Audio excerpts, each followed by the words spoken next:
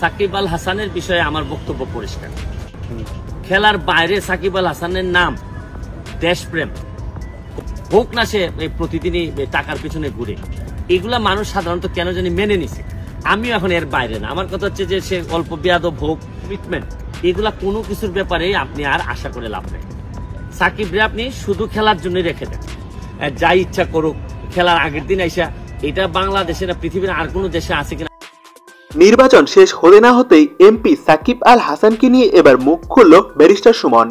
কার্যত এবার দ্বাদশ সংসদ নির্বাচনে ব্যারিস্টার সুমন এবং সাকিব আল হাসান দুজনই এমপি হিসাবে নির্বাচিত হয়েছেন। সাকিব আল হাসান নৌকা প্রতীক এবং ব্যারিস্টার সুমন স্বতন্ত্র প্রার্থী হিসাবে সংসদে জায়গা করে নিয়েছে। তবে এবার সাকিব আল হাসান প্রসঙ্গে অন্যরকম বার্তা দিলেন ব্যারিস্টার সুমন।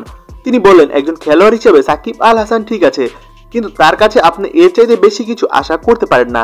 একজন রাজনীতিবিদ কিংবা একজন মানুষ হিসাবে তিনি আমার পছন্দ না। কারণ এর আগে আপনারা দেখেছেন এশিয়া কাপে খেলা রেখে তিনি শোরুম উদ্বোধন করার জন্য চলে এসেছিলেন।